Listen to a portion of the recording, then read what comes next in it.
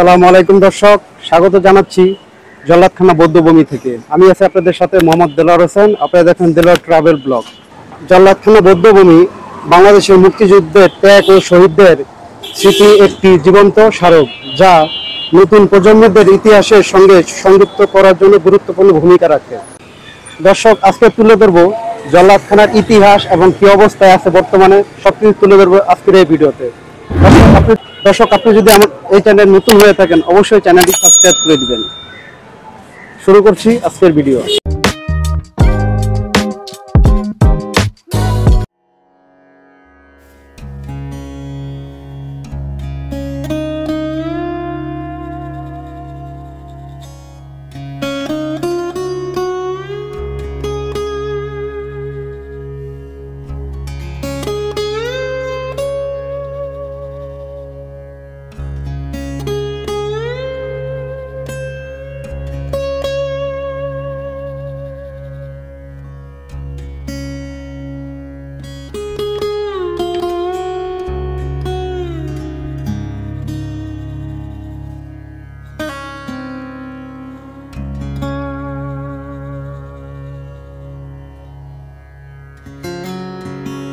ঢাকার যে কোনো স্থান থেকে মিরপুর 10-এর বাসে উঠে চলে আসতে হবে মিরপুর 10।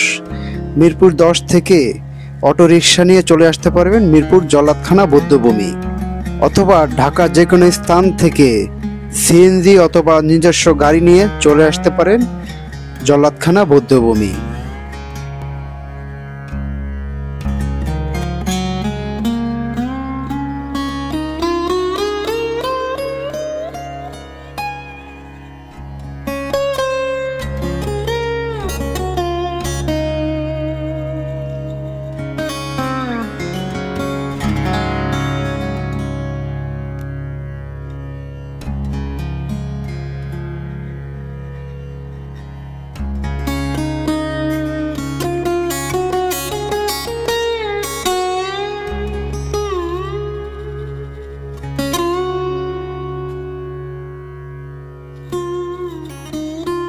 প্রিয় দর্শক, জল্লাদখানা বৌদ্ধভূমি পরিদর্শন করতে কোনো অর্থের প্রয়োজন নেই, সম্পূর্ণ উন্মুক্ত।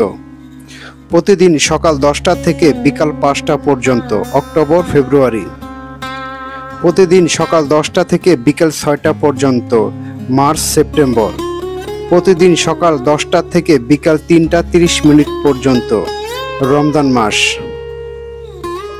প্রিয় দর্শক, জল্লাদখানা বৌদ্ধভূমি পরিদর্শন করতে চাইলে আপনি সপ্তাহে যে কোনো দিন আসতে পারেন।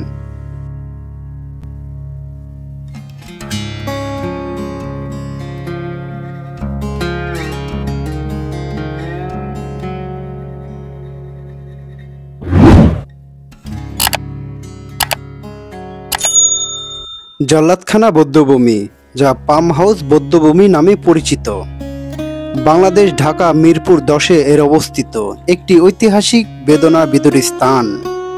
এটি 1971 সালে বাংলাদেশ স্বাধীনতা যুদ্ধের সময় পাকিস্তান হানাদার বাহিনী এবং তাদের স্থানীয় সহযোগিতায় রাজাকার আল বদর আল শামস কর্তৃত্ব বাঙালিদেরকে নির্মম হত্যাকাণ্ডের অন্যতম প্রধান স্থান মিরপুরের বিহারি অধ্যুষিত এলাকায় অবস্থিত এই বৌদ্ধভূমিতে নিরীহ বাঙালিদেরকে নির্যাতনের পর জবাই করে সেফটি ট্যাঙ্কে বা গণকবর ফেলা হতো।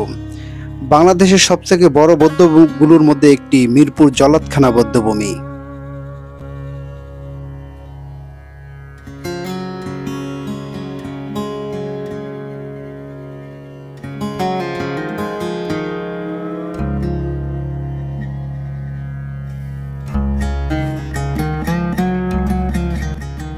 ইতিহাসের প্রেক্ষাপট: 1971 সালে 25শে মার্চ পাকিস্তান সেনাবাহিনী অপারেশন সার্চলাইট শুরু করে, যা বাঙালি জাতীয়তাবাদী আন্দোলন দমনের জন্য। এই সময় মিরপুর অবস্থিত জল্লাদখানা মূলত একটি পরিত্যক্ত পাম হাউস ছিল, যা বৌদ্ধভূমি হিসেবে ব্যবহার হতো। এখানে আটককৃত বাঙালিদেরকে নিয়ে আসা হতো, নির্যাতন করে এবং পরে হত্যা করে লাশ পানির কূপে এবং খননকৃত গর্তে ফেলা হতো।